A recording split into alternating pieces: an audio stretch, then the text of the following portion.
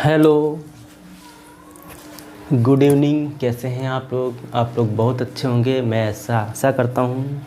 तो ये physics class 12th की है। आज हम पढ़ाने जा रहा हूँ, सेकंड इसका लेक्चर है। फर्स्ट लेक्चर में हमने पढ़ाया था आप लोगों को आवेश किसे कहते हैं, आवेश के बारे में समझा था और आवेश के छोटे और बड़े मात्रक समझे थे। क्लियर। आज हम पढ़ेंगे किसी वस्तु को आवेशित कैसे किया जाता है। ठीक है, तो हमारी हेडिंग है आज किसी वस्तु को आवेशित कैसे किया जाता है। देखते हैं, इसकी दो विधियां हम पढ़ाएंगे आपको। एक तो होती है घर्षण द्वारा, क्या होती है, घर्षण द्वारा किसी वस्तु को आवेशित करना, और दूसरी क्या होती है, चालन मेथड, कंडक्शन मेथड। दो विधियों द्वारा किसी वस्तु को आवेशित किया जा सकता है। क्लियर। आइए ध्यान देते हैं। पहला मेथड हमारे पास क्या है, फ्रिक्शन मेथड, मतलब घर्षण मेथड। घर्षण द्वारा किसी वस्तु को हम कैसे आवेशित करते हैं। ठीक है, इस पे ध्यान देते हैं। ठीक है, हमारे पास ये कोई वस्तु है, इस वस्तु में प्रोटॉन है और न्यूट्रॉन है। इलेक्ट्रॉन इसके बाहर क्या कर रहे हैं, कक्षा में घूम रहे हैं। ठीक है भाई, ये दूसरी वस्तु हमारे पास है, इसमें भी प्रोटॉन है और न्यूट्रॉन है। इलेक्ट्रॉन इस कक्षा के बाहर क्या कर रहे हैं, ये घूम रहे हैं। ये वस्तु ए है, बी है, और ये वस्तु कौन सी है, ए है। ठीक है, इस वस्तु में मान लेते हैं 10 इलेक्ट्रॉन है और इस वस्तु में 10 क्या है, प्रोटॉन है। बात समझ में आ रही है। ये हमने क्या किया है, माना है अपनी तरफ से। तो हमने किया क्या, घर्षण मेथड होता क्या है, हमने किया क्या, इन दोनों वस्तुओं को पकड़कर आपस में खूब रगड़ा। क्या किया, इन दोनों वस्तुओं को पकड़कर आपस में खूब रगड़ा। तो रगड़ने के बाद हुआ क्या, ये जो रगड़ने के बाद ये जो इलेक्ट्रॉन है इनको एक्स्ट्रा एनर्जी मिल गई। क्या मिल गई, एक्स्ट्रा एनर्जी मिल गई। अच्छा, जब इनको एनर्जी मिल गई तो ये इलेक्ट्रॉन ये शांत कहाँ बैठने वाले हैं, इलेक्ट्रॉन शांत नहीं बैठने वाले हैं। फिर करेंगे क्या, ये इलेक्ट्रॉन इस वाली वस्तु में क्या होंगे, ट्रांसफ़र हो गए। मान लेते हैं 2 इलेक्ट्रॉन यहाँ से दूसरी वस्तु में ट्रांसफ़र हो गए। ठीक है, अब यहाँ पर कितने बचे हैं, 8 इलेक्ट्रॉन बचे, और यहाँ पर कितने हो गए, 12 प्रोटॉन हो गए। क्यों, क्योंकि सेम ऑफ इलेक्ट्रॉन पर चार्ज होता है और सेम ऑफ प्रोटॉन पर चार्ज होता है, बट कैसा होता है, निगेटिव चार्ज होता है। क्लियर हुई बात कि नहीं क्लियर हुई। अच्छा, अब हुआ क्या है, इससे हमें मिला क्या, सीख क्या मिली, इस वस्तु से 2 इलेक्ट्रॉन निकलकर इस वस्तु में क्या हुए, प्रवेश कर गए। अब इस वस्तु में इलेक्ट्रॉन की कमी होने लगी। क्या होने लगी, कमी होने लगी। अगर कमी होने लगी तो ये वस्तु कैसी हो जाएगी, पॉजिटिव हो जाएगी। कैसी हो जाएगी, पॉजिटिव हो जाएगी। और ये वस्तु कैसी हो जाएगी, निगेटिव हो जाएगी। बात समझ में आ रही है भाई। इस वस्तु में क्या हो रहे हैं, इलेक्ट्रॉन प्रवेश कर रहे हैं, तो इसका मतलब ये वस्तु कैसी हो जाएगी, निगेटिव हो जाएगी, और ये वस्तु कैसी हो जाएगी, पॉजिटिव हो जाएगी। अब यहाँ से सीख क्या मिली, अब यहाँ से कुछ नोट पॉइंट लिखते हैं। पहला नोट पॉइंट क्या है हमारे पास, किसी वस्तु का धनावेशित होना। क्या लिखेंगे, किसी वस्तु का धनावेशित होना, किसी वस्तु का धनावेशित होना, धनावेशित होना अर्थात उस वस्तु में इलेक्ट्रॉनों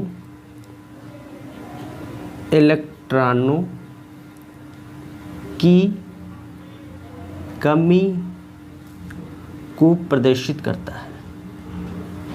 क्या करता है, प्रदर्शित करता है।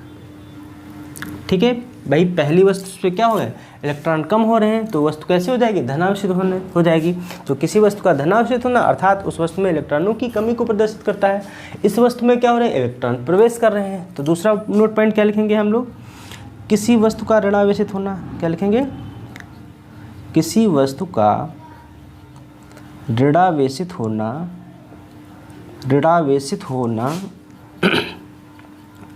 अर्थात उस वस्तु में इलेक्ट्रॉनों की अधिकता को प्रदर्शित करता है, क्लियर हुई बात समझ में आई। फ्रैक्शन मेथड क्या है, एक बार फिर से समझते हैं। हमारे पास 2 वस्तुएं थी, एक वस्तु ए थी, दूसरी वस्तु क्या थी, बी थी। दोनों वस्तुओं को आपस में मैंने खूब रगड़ने के बाद जो इलेक्ट्रॉन है इनको एक्स्ट्रा एनर्जी मिल गई। ये क्या किए, 2 इलेक्ट्रॉन इस वस्तु में क्या हुए, प्रवेश कर गए। तो इस वस्तु से इलेक्ट्रॉन की कमी होने लगी और इस वस्तु में इलेक्ट्रॉन प्रवेश कर गए। इसका मतलब इस इलेक्ट्रॉन में इस वस्तु में इलेक्ट्रॉनों की अधिकता होगी। ठीक है, तो किसी वस्तु का धनावेशित होना अर्थात उस वस्तु में इलेक्ट्रॉनों की कमी को प्रदर्शित करता है। किसी वस्तु का ऋणावेशित होना अर्थात उस वस्तु में इलेक्ट्रॉनों की अधिकता को प्रदर्शित करता है। ये क्या है, एक घर्षण द्वारा किसी वस्तु को आवेशित करना है। क्लियर, नोट कीजिए आप लोग।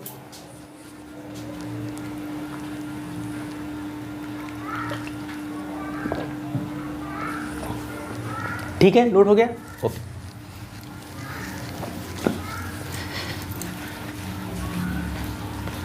नोट करते रहिए आप लोग, साथ साथ मेरे आप लोग नोट जरूर करिएगा।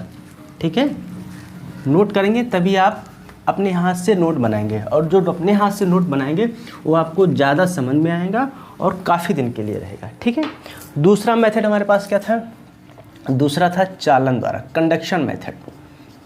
चालन द्वारा किसी वस्तु को कैसे आवेशित करेंगे। ठीक है, हाँ भाई देखिए यहाँ पे हमने क्या किया, ये हमारे पास कोई वस्तु है, इस वस्तु में दोनों प्रकार के आवेश हैं। ठीक है, इस वस्तु में दोनों प्रकार के आवेश हैं, इस वस्तु में दोनों प्रकार के आवेश हैं। हमने किया क्या, इस वस्तु को एक उच्चावेशित क्षण से जोड़ दिया, एक उच्चावेशित क्षण से कनेक्ट कर दिया, और ये उच्चावेशित जो क्षण है इसमें कैसा चार्ज है, वो नेगेटिव चार्ज है। क्लियर हुआ।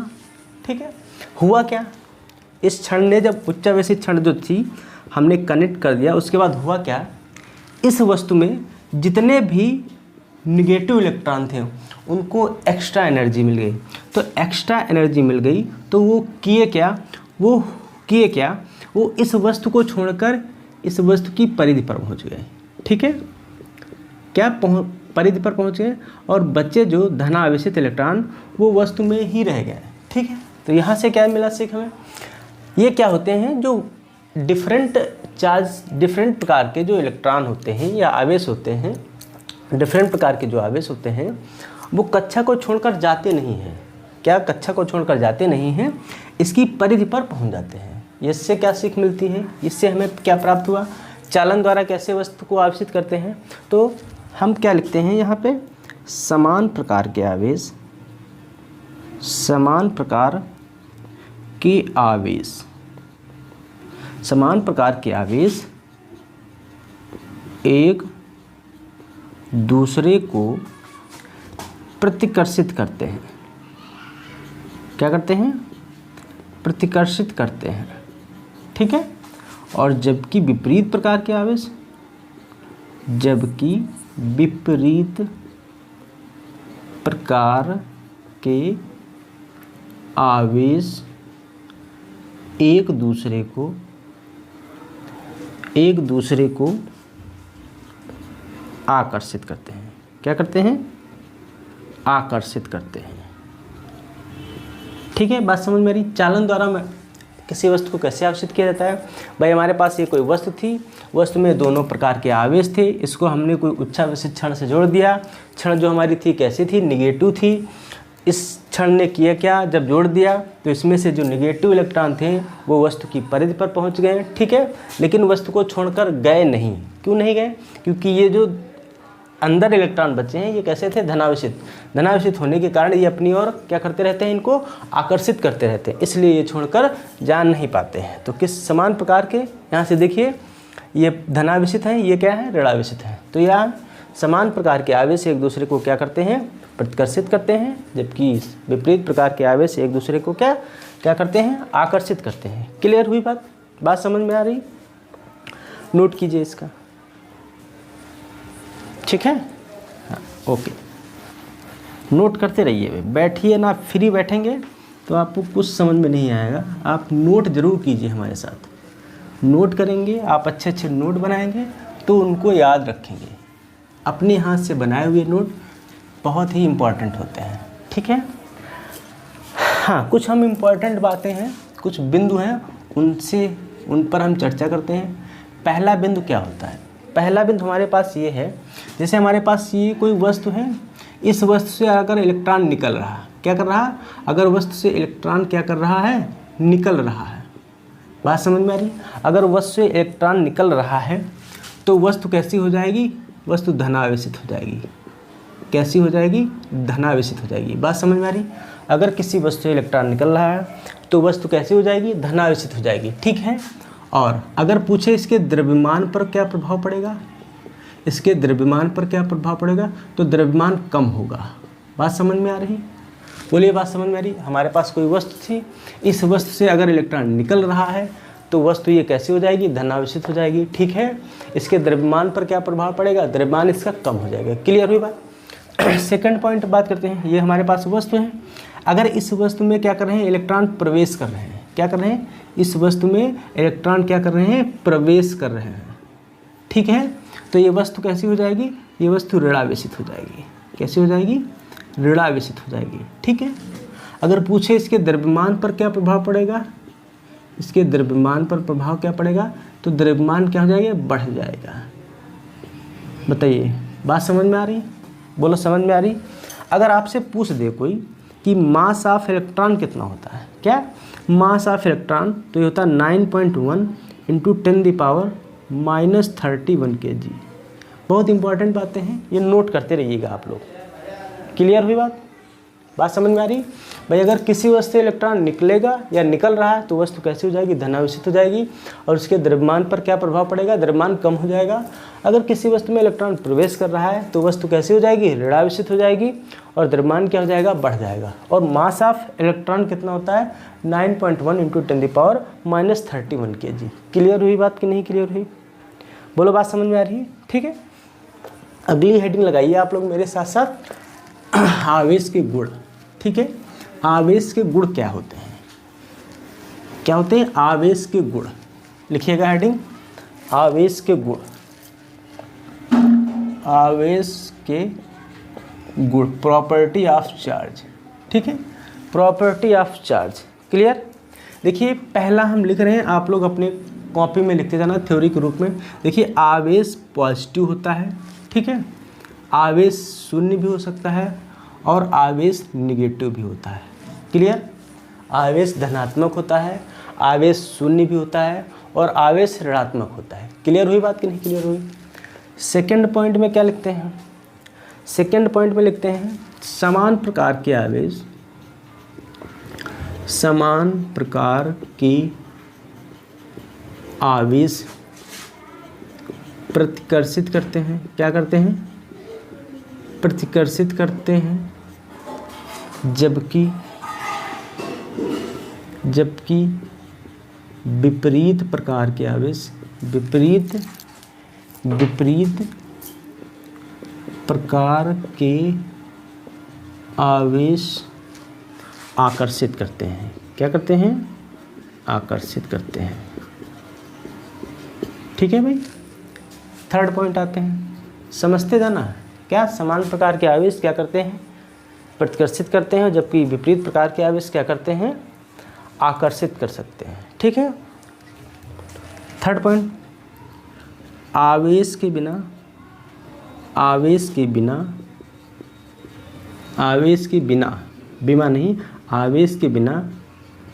द्रव्यमान हो सकता है, क्या, आवेश के बिना द्रव्यमान हो सकता है। क्लियर हो रही बात कि नहीं। फोर्थ पॉइंट में लिखना, द्रव्यमान के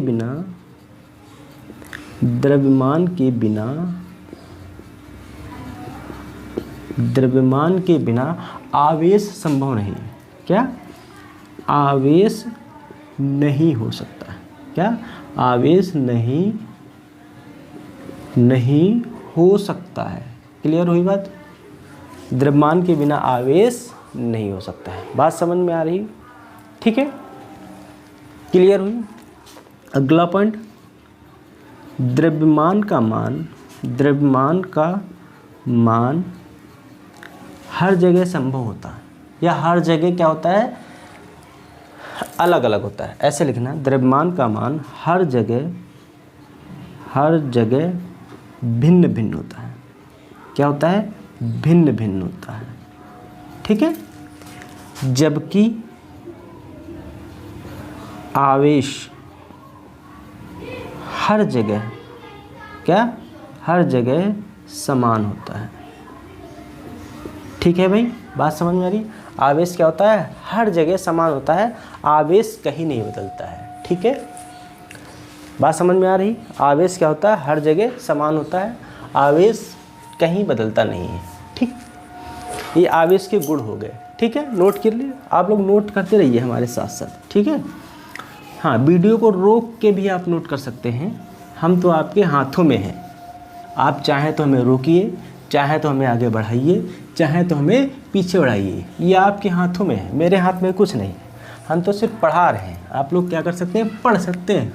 ठीक है, अगली हेडिंग लिखिएगा आप लोग, आवेश की गणना, काउंटिंग ऑफ चार्ज। क्या लिखेंगे? काउंटिंग ऑफ चार्ज, आवेश की गणना, आवेश की काउंटिंग ऑफ क्या लिखेंगे? Counting of electron. क्या लिखेंगे? काउंटिंग ऑफ इलेक्ट्रॉन, आवेश की गणना। ठीक है, देखिए कैसे करते हैं काउंटिंग ऑफ इलेक्ट्रॉन। इलेक्ट्रॉनों की गणना कैसे करते हैं ध्यान देते हैं। माना ये हमारे पास कोई वस्तु है, इस वस्तु में क्यू इलेक्ट्रॉन है, इस वस्तु पर क्या है? क्यू चार्ज है। क्या है? क्यू चार्ज है। कैसा है? धनावेशित है, ऋणावेशित है, ये मैटर नहीं करता है, लेकिन इस वस्तु पर आवेश क्या है? क्यू है। ठीक है, तो हम क्या करते हैं? माना इस वस्तु में क्या? इस वस्तु में एक इलेक्ट्रॉन की कमी अथवा अधिकता, बात समझ में आ रही? तो Q = 1e लिख सकते हैं। क्या लिख सकते हैं? Q = 1e लिख सकते हैं। ठीक है, तो 2 इलेक्ट्रॉन की कमी अथवा अधिकता Q = 2e लिख सकते हैं। ठीक है, 3 इलेक्ट्रॉन की कमी अथवा अधिकता Q = 3e लिख सकते हैं। इसी तरह से अगर लिखें तो n इलेक्ट्रॉन की कमी अथवा अधिकता Q = ne लिख सकते हैं। बात समझ में आ रही? ये हमारे पास क्या है? एक फार्मूला सुंदर सा मिला है, इसे क्या कहते हैं? Counting of electron. इलेक्ट्रॉनों की गणना कैसे करते हैं? तो इस फार्मूले की सहायता से हम इलेक्ट्रॉनों की गणना कर सकते हैं। ठीक, यहाँ पर हम प्रतीकों को समझते हैं, जहाँ Q क्या है, N क्या है और E क्या है। बात समझ में आ रही? Q क्या है? वस्तु पर आवेश। क्या है? वस्तु पर आवेश। भाई क्या है? Q क्या है? वस्तु पर आवेश। N क्या है? इलेक्ट्रॉनों की संख्या। क्या है? इलेक्ट्रॉनों की संख्या। बात समझ में आ रही? और E क्या है? इलेक्ट्रॉन पर आवेश। E क्या है? इलेक्ट्रॉन पर आवेश। प्रतीक बहुत ज़रूरी है समझना। बात समझ में आ रही? Q क्या है? वस्तु पर आवेश है। N क्या है? इलेक्ट्रॉनों की संख्या। E क्या है? इलेक्ट्रॉन पर आवेश। ठीक है, और आपको पता होगा कि इलेक्ट्रॉन पर आवेश होता कितना है? 1.6 × 10⁻⁻19 कूलम। बात समझ में आ रही? ये वह वस्तु पर क्या होता है? चार्ज होता है।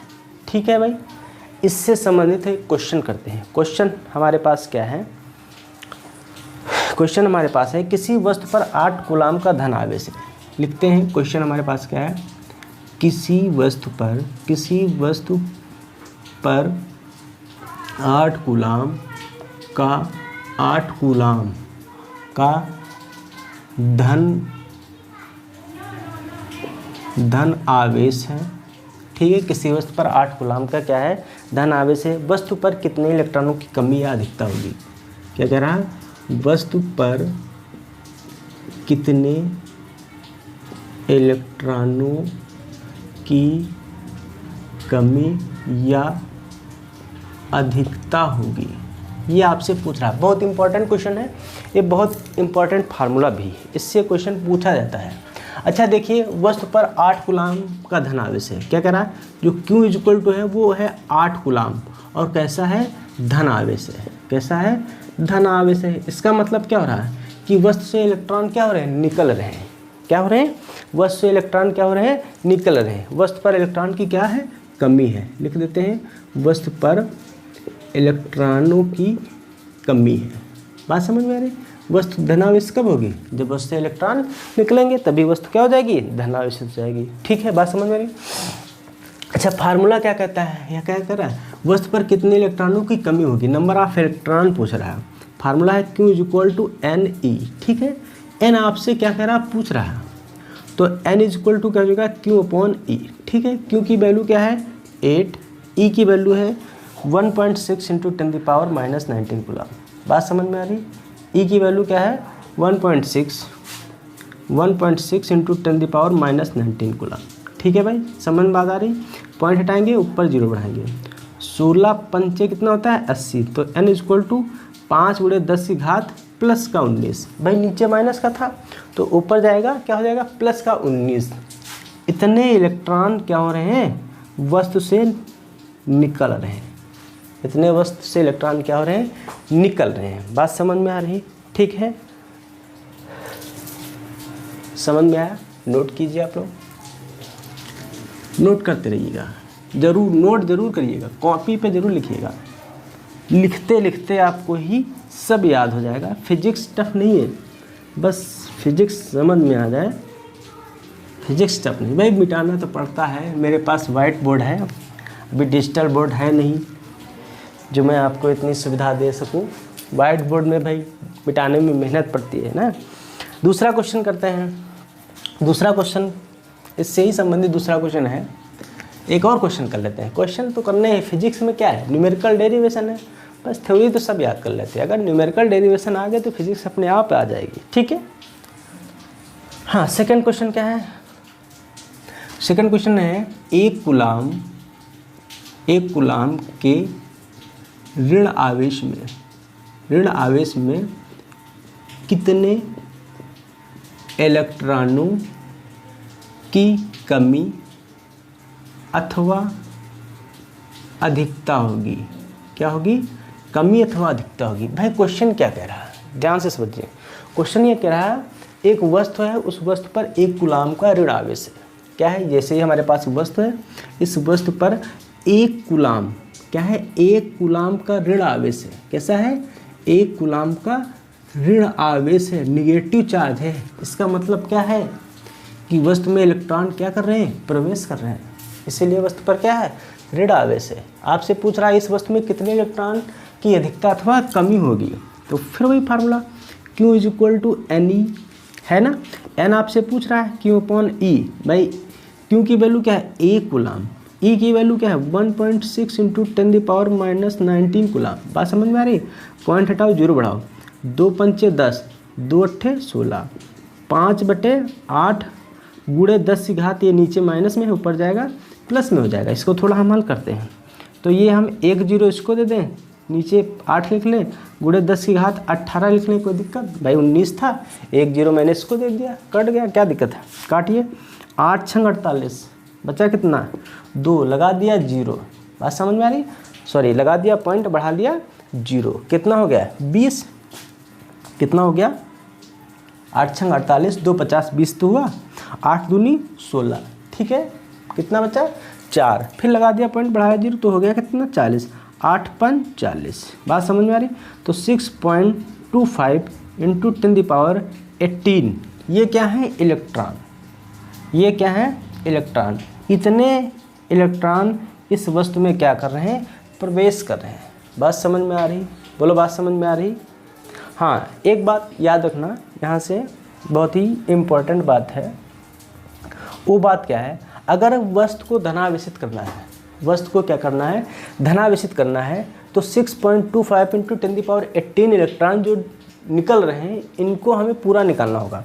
तो पूरा निकालने के लिए क्या करेंगे, हम क्या करेंगे भाई, 6.25 इंटू 10 द पावर कितना है, ये 18 है, हमें पूरे निकालना है, तो क्या करेंगे 16 कैसे हुए भाई, यहाँ पे पॉइंट लगा था, तो नीचे क्या करेंगे, ये पॉइंट लगा था, नीचे क्या करेंगे 2 0 बढ़ाएंगे, 2 0 बढ़ाने के लिए क्या लिखेंगे, इसको हम 10 की घात 2 लिखेंगे। बात समझते हैं जाना, यहाँ पर भाई 18 था, फिर से समझ लीजिए, यहाँ पे 18 था, यहाँ पे 10 की घात 2 हो गया, ये नीचे काहे में है, नीचे प्लस में है, तो ऊपर जाएगा काहे में हो जाएगा, माइनस में हो जाएगा कि नहीं होगा, थोड़ा समझ जाइएगा, मैं इसी में लिख रहा हूँ। तो इस 625 ये क्या है, ये प्लस का 18 ये माइनस का 2 है, तो प्लस का कितना बचेगा 16। बात समझ में आ रही, अगर इस वस्तु को हमें धनावेशित करना है, तो इस वस्तु से इतने इलेक्ट्रॉन नहीं, इतने इलेक्ट्रॉन निकालने पड़ेंगे, पूरे कंप्लीट इलेक्ट्रॉन निकालने पड़ेंगे। 6.25 × 10⁻18 इलेक्ट्रॉन नहीं, कितने 625 × 10⁻16 इलेक्ट्रॉन निकालने पड़ेंगे इस वस्तु से हमें, तभी ये वस्तु कैसे हो पाएगी, धनावेशित हो पाएगी। ठीक है, तो एक नोट पॉइंट यहाँ से लिखना, नोट पॉइंट बहुत ही इंपॉर्टेंट बात है ये। किसी वस्तु को मैं बोल रहा हूँ, आप लोग लिखिएगा, किसी वस्तु से, मैं भी लिख रहा हूँ, किसी वस्तु से इलेक्ट्रॉन पूर्ण निकलता है। क्या? इलेक्ट्रॉन पूर्ण निकलता है। ठीक है, ये याद रखना, आधा नहीं निकलता है, पौना नहीं निकलता है, सवा नहीं निकलता है। किसी वस्तु से इलेक्ट्रॉन क्या निकलता है, पूर्ण निकलता है, आधा आधा नहीं निकलता है। बात समझ में आ रही?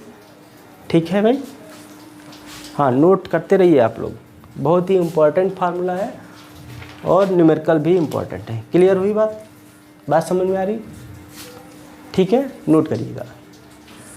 वीडियो कैसी लगी? वीडियो अगर अच्छी लगी हो तो वीडियो को लाइक करें, शेयर करें और चैनल को सब्सक्राइब करें, और कमेंट बॉक्स में हमें ज़रूर बताएं कि मैटर कैसा है, कंटेंट कैसा है, मैं थोड़ा सा और इम्प्रूव कर सकूं ताकि। ठीक है, थैंक यू।